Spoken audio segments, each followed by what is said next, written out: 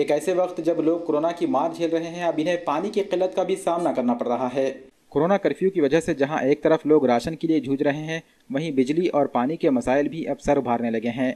नांदेड़ में बार बार की load shedding की वजह से लोग घरों में बैठने से कासिर दिखाई दे रहे हैं।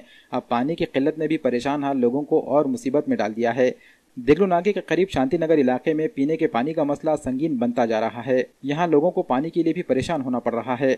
ऐसे में एक टैंकर पानी लेकर यहाँ पहुँच रहा है, लेकिन पानी लेने के लिए लोगों का हजूम सोशल डिस्टेंसिंग को नजरअंदाज कर रहा है। साबिक कारपोरेटर साबिर चौस ने शांतिनगर इलाके में पहुंचकर लोगों से अपील की कि वो सोशल डिस्टेंसिंग को बरकरार रखते हुए पानी हासिल करें। अभी आने वाला है, इधर टैंकर अभी फोन करके फोन है और टैंकर आ रहा है, थोड़ा खड़े रहेंगे लोग यार। ये तो हर आने वाला पानी इधर। वो सब बता रहे कि भाई पानी की तकलीफ ऐसी है कि बार बार हाथ धो मुंह धो, तो जब घर पे पानी नहीं रहेगा तो लोग क्या करेंगे। उस वजह से भी लोगों का एक ये है कि भाई हमको पहले कैसा तो भी पानी मिल जाना। पानी ज़रूरत की चीज़ हो गई, जैसा खाना अनाज हर चीज़ की तरफ से लोगों का पानी की भी तकलीफ ये हो गई कि पानी का ट्रीटमेंट प्लांट जल गई, वहाँ के मोटर ये 4 दिन हो गए आज।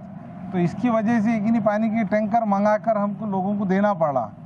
तो हर प्रभाग के अंदर के अलावा है कि नहीं नांदेड़ ओल्ड सिटी के अंदर तो पानी टोटली है कि नहीं है, और बोर का पानी पीने के काम में नहीं आता। इसलिए कि नहीं महापालिका का जो टैंकर का पानी है उसलिए ज़्यादा से ज़्यादा भीड़ हो रही। महापालिका में फ़ोन करने के बाद अधिकारियों को बताया तो वो बोले अभी पानी आता नहीं। तो मैं बताया कि भाई जब नहीं आता तो हमारे पास टैंकर भिजा दो।